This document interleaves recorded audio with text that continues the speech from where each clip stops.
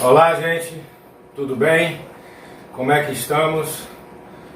Espero que estejamos todos bem, se possível em casa, evitando, de se aglomerar, se cuidando uns dos outros, para que a gente possa superar esse desafio e vencer, esse vírus, e que a gente possa em breve estar juntos. Estamos começando mais um encontro, mais uma aula. Meu nome é Rafael Rolim. Eu estou aqui com vocês como brincante, arte educador, e vamos trabalhar na oficina Grupo Folclórico. Estamos indo para a nossa terceira aula.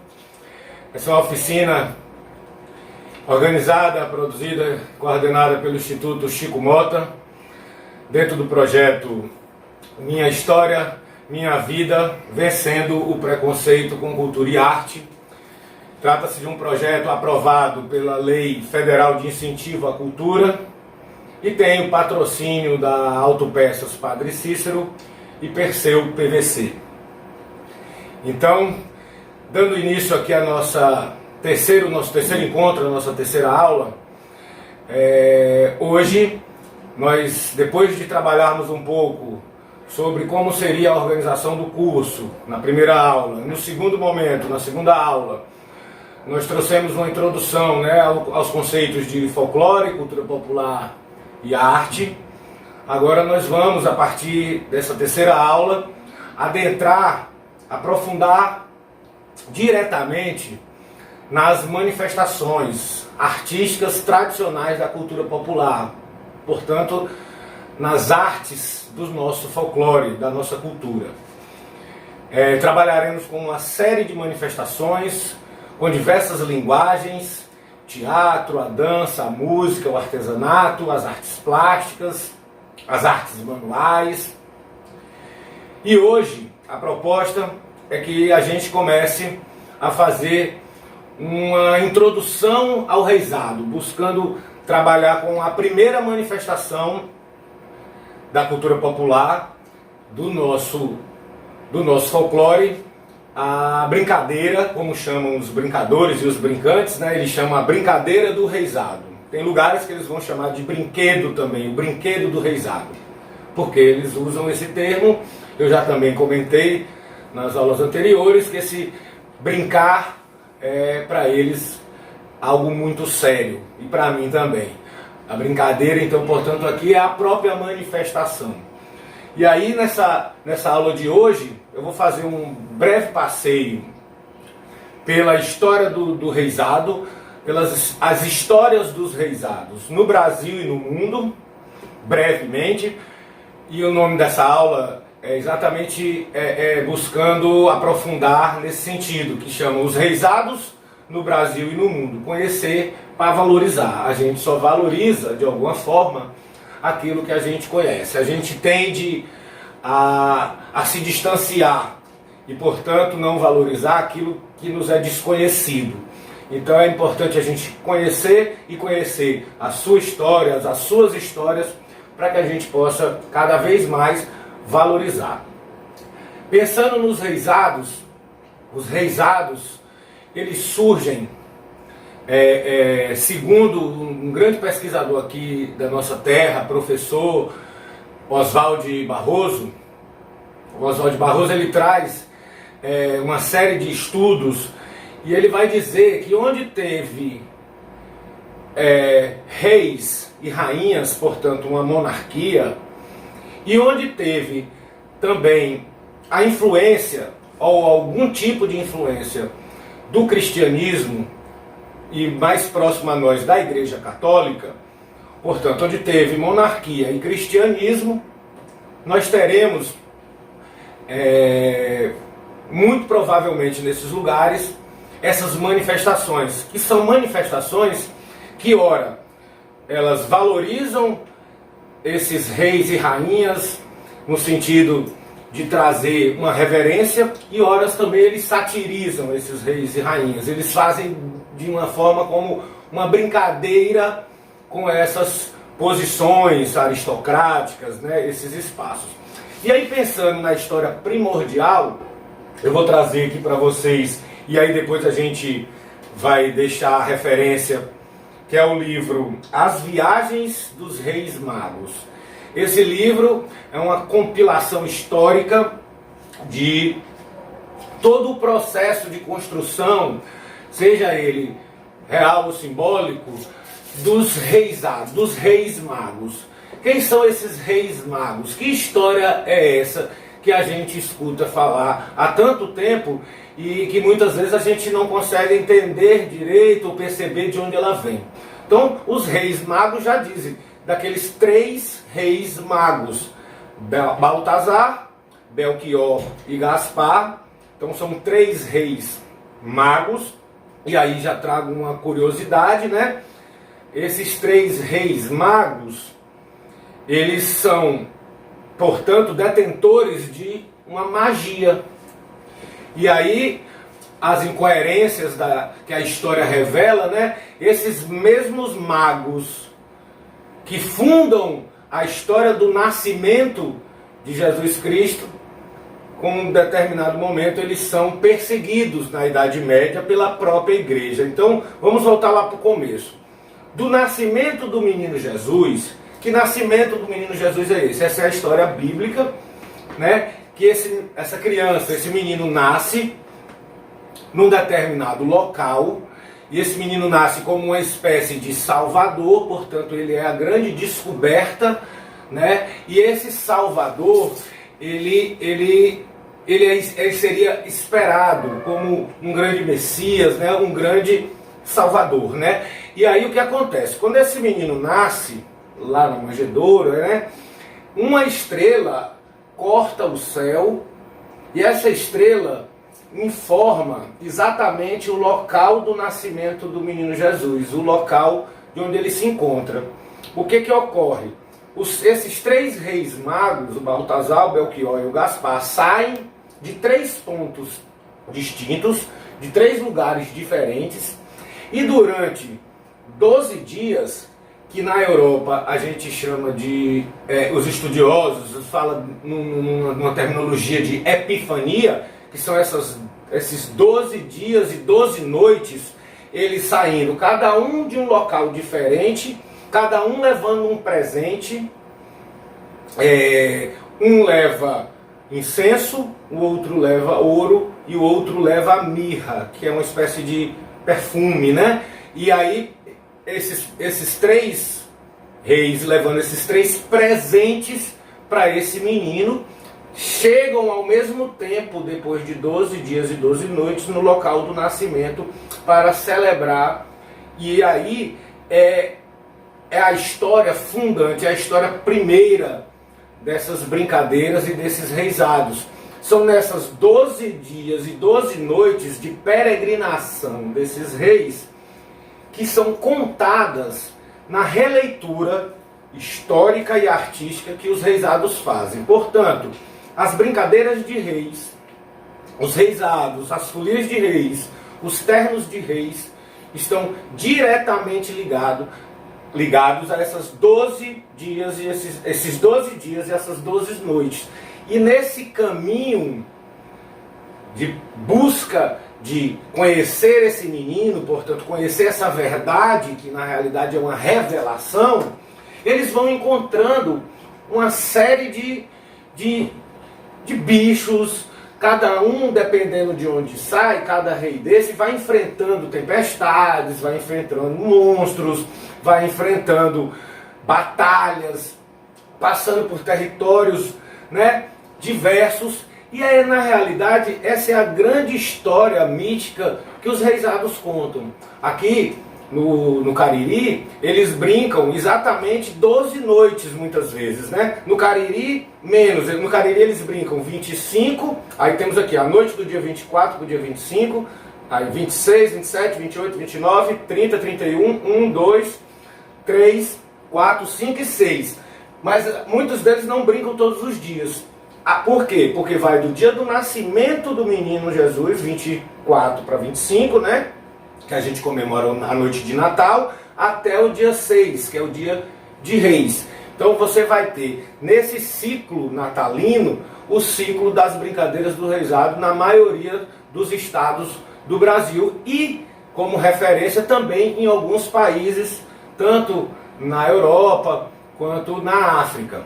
E aí, falando da África, tem também essa outra referência que chama Reis Negros no Brasil escravista, que é já quando esses reis negros que tinham, como eu acabei de citar, na África, e até hoje temos reinados por lá, monarquias inclusive, esses reis chegam ao Brasil e aí isso é transformado, isso é ressignificado, essas histórias são recontadas e recontadas como uma grande coxa de retalhos, e aí cada local, por exemplo aqui no Brasil, a gente tem uma forma de se contar essa história. E muitas vezes, dentro do mesmo estado, como no Ceará, a gente tem diversos tipos de reisados que contam diversas formas diferentes dessa mesma história mítica que eu acabei de narrar para vocês de forma resumida. E aí, como nas grandes epopeias, por exemplo, temos aí o Dom Quixote, de Miguel de Cervantes, espanhol clássico da literatura mundial. O Dom Quixote e seu fiel escudeiro Sancho Panza, eles vão em busca do amor, né? O Dom Quixote em busca do seu amor, que é a Dulcinea, e na busca desse amor, percebam a similaridade entre as histórias de alguma forma, na busca desse amor, ele vai enfrentando uma série de batalhas, moinhos gigantes, ou seja, essas epopeias, elas têm uma certa similaridade, elas se misturam. E no reisado, nas brincadeiras de reis aqui no Brasil e no Ceará, isso não é diferente. Porém, sofre as adaptações do nosso espaço, do nosso território, das nossas tradições, né? Como era tradicional para o Dom Quixote os moinhos gigantes na região que ele percorreu atrás do seu amor, aqui, por exemplo, quando você chega nas brincadeiras de reisado da Bahia, do Ceará, né, a gente vai encontrar o quê? Nesse trânsito que esses reisados vão brincar, que eles vão percorrer, simbolizando essa mesma viagem feita pelos aqueles 3 reis magos, eles vão encontrando as referências e as influências da nossa cultura. Então, por exemplo, se eu trouxer aqui a referência do reisado de Congo do Cariri, que vai ser o tema, inclusive, da próxima aula, especificamente, o reisado do Cariri, eles vão encontrando o quê? Quais são as referências históricas e simbólicas e míticas desse território Nordeste, Ceará, Cariri? Então, o reisado tem, na sua trajetória de apresentação de uma noite de brincadeira, o reisado encontra o cangaceiro e o soldado, referências históricas de um período, né, que passou dos tempos de Lampião, Jesuíno Brilhante, cangaceiros, né, e soldados que ora eram chamados de herói, ora eram chamados de bandidos, né? E aí a história está se encarregando de fazer as devidas verificações e as possíveis retificações para saber quem realmente era bandido e quem era o herói nessa brincadeira. Ou seja, então os reisados vão encontrando suas referências. Então, por exemplo, encontra, como eu já falei, o cangaceiro e o soldado, encontra o padre. Qual cidade desse país, desse sertão, não tem um padre? E como um padre é uma figura referência na sociedade, né? Ou seja, eles têm uma importância social, cultural, política e, claro, religiosa. Então, o reisado, por exemplo, no Cariri, ele introduz então a figura do padre. Então entra um personagem fazendo a figura do padre, o personagem do cangaceiro, o personagem do soldado, outros 2 personagens muito importantes que, por exemplo, faz parte desse referencial, né, histórico e simbólico desse grande Nordeste e também desse Cariri. O doido e a doida, por exemplo, são figuras muito recorrentes no reisado. Então, pode parecer hoje um pouco pejorativo a gente trazer a questão da loucura como apenas uma brincadeira, mas é como a própria cultura popular se encarrega de ressignificando. Toda cidade, toda vila tem um doido e tem uma doida, muito conhecido muitas vezes, e na realidade até essas figuras, o doido e a doida, nesses espaços, nesses interiores, principalmente nos interiores menores, eles são... A cidade toda conhece, as pessoas, né, não distratam, não querem fazer como a gente faz na cidade grande, prendê-los, isolá-los, muitas vezes colocá-los em manicômios, afastar da sociedade. No caso, os reisados trazem essa referência do doido e da doida, mas como pessoas que são também muito queridas pela sua comunidade. As pessoas sabem quem são as suas famílias, eles, por algum momento, por algum motivo da vida, tiveram algum distúrbio, algum transtorno psíquico, mental, e de alguma forma se descolaram um pouco da realidade, porém eles são tratados com muita dignidade. E o reisado, querendo ou não, traz isso e mexe um pouco nessas questões sociais, porque, como eu também já trouxe, a cultura popular e o folclore é um espaço de resistência, é um espaço também de existência. Existência no sentido mesmo de existir, né? De poder ser. Então, nesse caminho desses reisados, desses reis pelo Brasil e pelo mundo, para finalizar a minha introdução, mas, né, teórica um pouco sobre essas histórias, o reisado brinca então com todos esses personagens e, na sua grande maioria, ele termina com o boi, com a morte do boi. O Bumba Meu Boi, muitas vezes inserido como uma manifestação, às vezes à parte, mas ele é inserido também dentro do reisado. Esse reisado que acolhe e traz para a sua história todas essas referências. E por que o boi? O boi é um animal totem, é referência. Ele é a alimentação porque ele traz o leite para o vaqueiro que está no sertão, né? É a carne. Ou seja, o boi tem uma relação direta com a própria vida da comunidade, com o sustento das famílias sertanejas. Então, um animal totêmico, né? Um animal que traz essa referência. Ou seja, os reisados, eles vão contando essas histórias e, ao mesmo tempo, contando essa história bíblica, mítica do nascimento do menino Jesus, eles vão trazendo essa referência da cultura local. E aí, onde reside, eu acho, para mim, a maior aprendizagem é por conta exatamente desses detalhes, desses personagens. E aí cada personagem tem uma música, e cada música remete a uma história, conta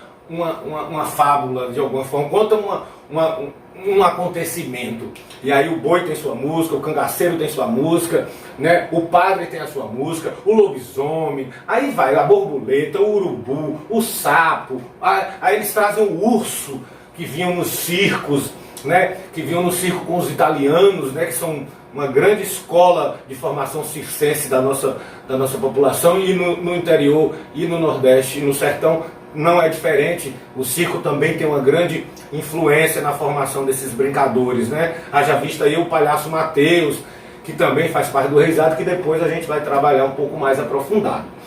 Bom, dizendo isso, eu fiz essa pequena introdução e espero que tenha sido clarificador para vocês, que vocês tenham entendido com mais clareza essa história maior.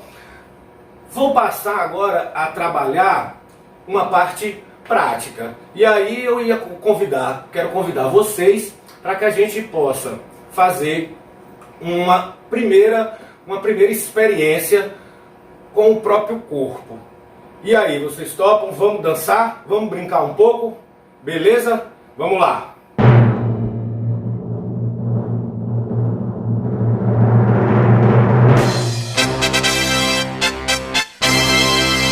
Então, gente, a nossa primeira cantiga que eu vou passar aqui é uma cantiga que eu aprendi no Cariri. E aí a nossa dinâmica vai ser sempre essa. Eu vou trazer uma música. Essa música ela vai estar relacionada a um ritmo e uma dança. Então nós vamos aprender a cantar essa música. São músicas muito simples. Nós vamos, se possível, aprender a tocá-la. E aí quem tem um pouco mais de habilidade, eu gosto muito de usar o pandeiro, mas temos também aqui a caixa, que é a caixa muitas vezes chamada caixa de guerra, essa aqui é uma caixa cabaçal, feita no Cariri. Então aqui nós temos o pandeiro, podemos ter uma caixa e também, geralmente temos a bumba e temos também triângulo, que é esse instrumento aqui que muitas vezes acompanha e a melodia fica muitas vezes encarregada com o pífano, o violão ou uma sanfona. Essas são as principais referências que nós temos dos reisados. Então vamos lá. A primeira música, o primeiro ritmo que nós vamos aprender e o primeiro passo de dança que nós vamos aprender hoje chama-se a marcha. É uma marcha. Então a marcha, ela é... Vou primeiro ensinar a cantiga. A cantiga diz assim: eu tenho um amor nessa ribeira, ela é faceira, bonita como ela é. Aí repete: eu tenho um amor nessa ribeira, ela é faceira, bonita como ela é. Aí a segunda parte: eu sou que nem café, eu só amo quem me ama, eu só quero quem me quer. Eu sou que nem café, eu só amo quem me ama, eu só quero quem me quer. Entenderam? Vamos lá, passar de novo. Agora eu vou de uma vez e já vou entrar com o ritmo. Vamos lá. 1, 2, 3 e... eu tenho um amor nessa ribeira, ela é faceira, bonita como ela é. Eu tenho um amor nessa ribeira, ela é faceira, bonita como ela é. Eu sou que nem café, eu só amo quem me ama, eu só quero quem me quer. Eu sou que nem café, eu só amo quem me ama, eu só quero quem me quer. E aí, aprenderam? Agora nós vamos pro ritmo. E agora eu vou me levantar para mostrar um pouquinho do que é esse ritmo. Então aqui na caixa a gente pode pegar aqui como referência as caixas de guerra. Esse é um instrumento milenar, usado inclusive nas guerras. Então ele tem aqui ó, um coro, né, e uma esteira. E aí você faz aqui o ritmo, né, igual da marcha.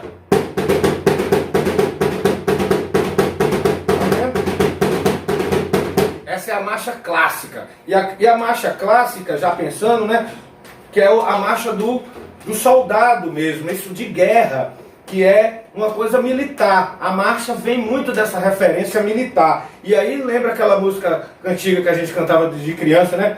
Marcha, soldado, cabeça de papel, se não marchar direito, vai preso no quartel. Sugestiva, né? Essa cantiga me lembrou de uma pessoa acolá. Mas assim, a marcha tá aqui, ó.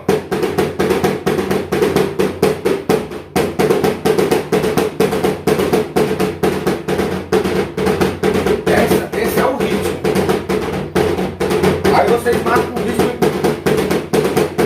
Porém, na cultura popular, a gente está falando de uma manifestação artística e não militar.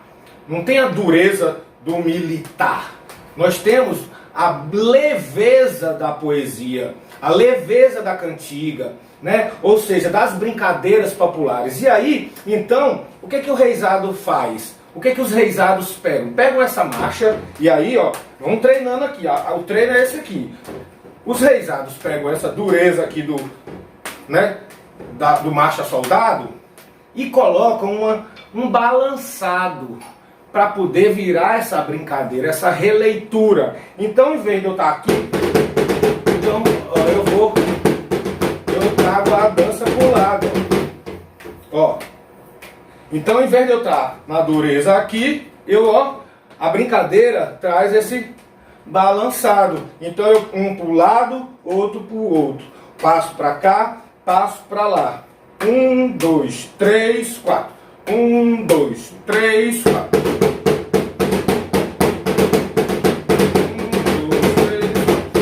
E aí, ó,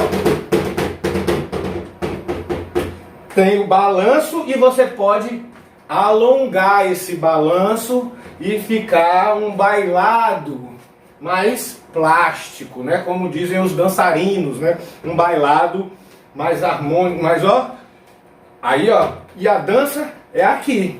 E aí, daqui eu já tenho a dança, o ritmo,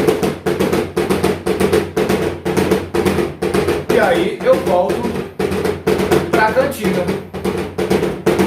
Eu tenho um amor nessa ribeira, ela é faceira, bonita como ela é. Eu tenho um amor nessa ribeira, ela é faceira, bonita como ela é.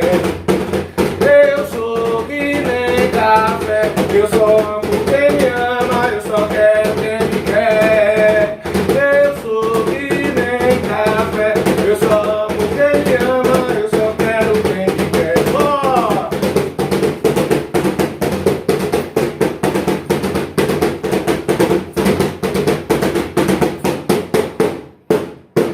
Muito bem. Então, gente, essa brincadeira ela é cheia de invenções. Então, são invenções desde a parte musical. Vocês perceberam aí a letra, que ela, às vezes pode parecer uma letra meio engraçada, às vezes uma letra meio sem sentido. Eu sou que nem café, né? Mas é a forma como o artista popular ele identifica. Essa música é uma música que já tem mais de 100 anos que essa música foi composta. Essa música não tem uma data específica, mas já tem registros dela de mais de 120 anos na região do Cariri e também na região de Alagoas. Essa música, ela hoje, ela não tem um registro de um dono, até porque se tivesse esse dono já teria falecido, né? Então ela é conhecida, como a gente chama de alguma forma no meio musical, uma música de domínio público. Apesar de que a gente sabe que essas músicas que são chamadas de domínio público, elas sempre foram compostas por uma comunidade, né? Por um conjunto de pessoas. São músicas que, então, portanto, elas já tiveram alguns donos, como na cultura popular também.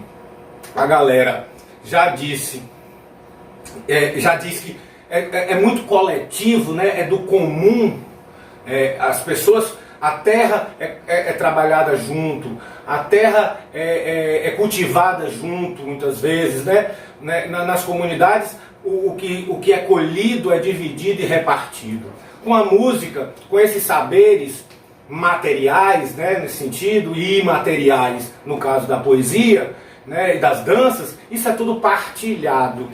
Esse é mais um saber que a gente pode fazer referência e que pode muito nos ensinar nesses tempos de tanto egoísmo, nesses tempos de que as pessoas